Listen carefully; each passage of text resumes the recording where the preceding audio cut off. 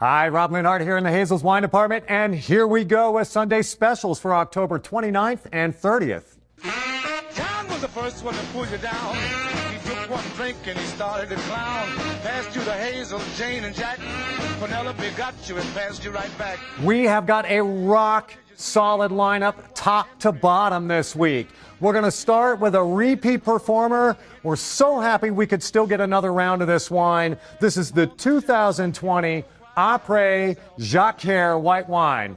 Now, Jacquard is a grape mostly grown in the foothills of the Alps. If you've already tried this wine, you know exactly what you're getting into here, which is this great, super fresh, easy drinking white. Up front, lovely apple, pear fruits, very fresh style. It's going to start to evolve into a little bit of a slightly earthy, slightly nutty place. When it gets on the palate, it's going to evolve a little bit into more of a baked character. So that apple, those pear fruits are going to definitely get a little more dense. Again, sort of a slightly baked pear crostata, apple pie sort of thing going on, with just a little hint of sweet cream to play with that.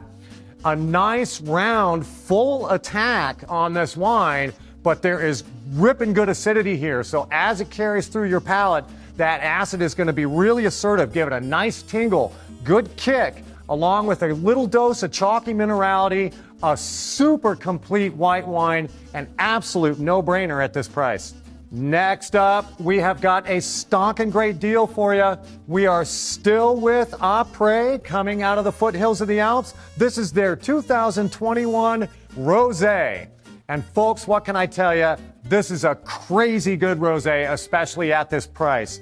Super fresh, expressive, wild strawberries, red berry fruits coming through right out of the gate. It's going to open into a nice tropical place. We were kind of thinking about pomegranate fruit a little bit. Again, with this sort of chalky minerality that we saw in the white, a little hints of earth. Again, with a bit of nuttiness, there's so much complexity going on here. As it continues to open up on the palate, we're even going to get into a little bit of a pink grapefruit sort of place, a hint of melon. There's so much going on in this wine. That grapefruit character is going to give it a little bit of grip, almost like you're chewing a little bit on that grapefruit peel, but don't let that put you off. The acid is going to come on in this wine. It's going to turn it into this round, juicy, long finish. I am putting my money where my mouth is on this one. I'm taking some of this home. Last but not least, we're heading to Tuscany now for a wine that we've run before, but we've got a new vintage. This is the 2019 Ranieri in Vetro Rosso. So this is a red wine coming from Tuscany. And up front, this wine got a bit of lift to the fruit. So there's a bit of a high tone comes out. Almost immediately, that kind of blows off from the glass, and then you just want to dive into these beautiful, fresh, dark fruits, black cherry, blackberry fruits, spiced fig, little hints of woodiness that just remind us that this is coming from Tuscany. Herbal details, again, little bits of spice sort of carrying through on the palate. Licorice, so much going on in this bottle. I played with this for a while, and it just kept getting more interesting. It is showing some youth, showing some structure here.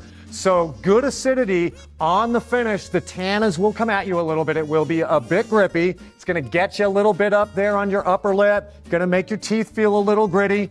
That's okay. Just get a little food on your palate and absolutely have at it. This is a great red wine from Tuscany.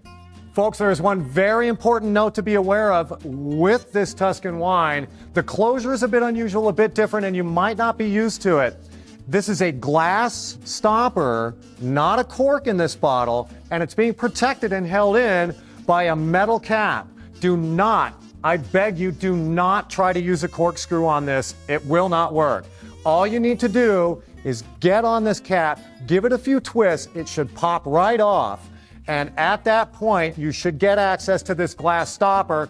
May take a little fiddling. You might need a butter knife. Please don't use a sharp knife to pop that glass seal off of there, and you'll be good to go. John was the first one to pull you down. He took one drink and he started to clown. Passed you the Hazel, Jane, and Jack. Penelope got you and passed you right back.